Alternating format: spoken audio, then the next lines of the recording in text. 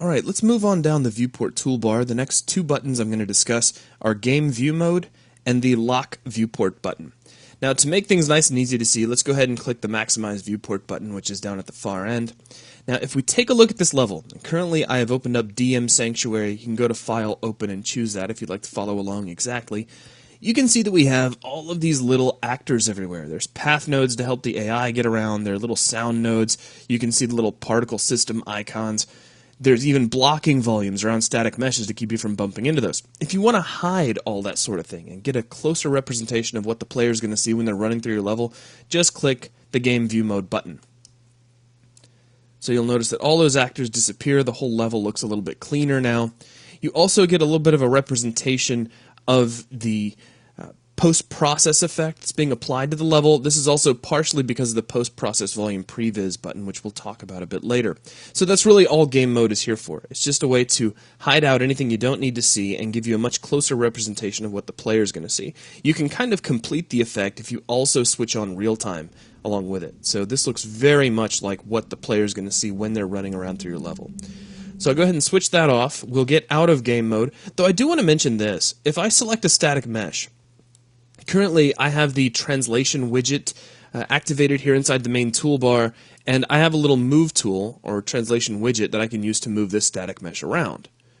If you are in game mode, that widget disappears. So if you're clicking on things and you don't see your widget, this is one of the places where your eyes should cut to. You should quickly take a look up here. Now, another place, just not to stray too far away from the topic at hand, you could also be in selection mode, which is up here inside the main toolbar. It looks like a little white arrow cursor. I just want to point both those out because both these are options that could potentially make your translation, rotation, or scale widget disappear.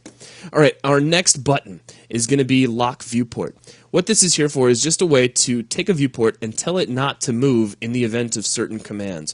For instance, if I demaximize the viewport, here inside the perspective view, I'm kind of out at this dock in front of the sanctuary level, and what I'm going to do is move my top viewport out there as well.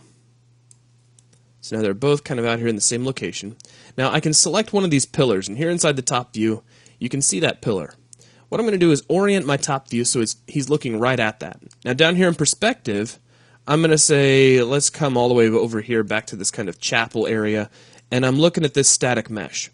Now what if I want all of my viewports to snap right here to this object, but I don't want the top view. The top view is exactly where I need it to be. I don't want it to move. I can use the Lock Viewport button to do that. And then if I move all of my other viewports, I can do this with the home key. So watch this. If I hit home, watch my upper right and lower right viewports. They all pop their locations just a little bit to get right where I want to be. In fact, to make it really obvious, I'm going to zoom into something way out here in the distance.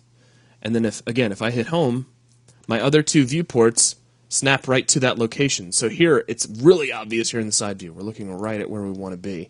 However, the top view did not move because currently it's locked. And really, that's the big deal here. It's just a way to take a viewport and say, hey, you stay still, and if I tell the other viewports to move, I want you to stay right where you are. That's all there is to it. So that's a quick look at Game View Mode and the Lock Viewport Mode, and that's going to wrap things up for this video.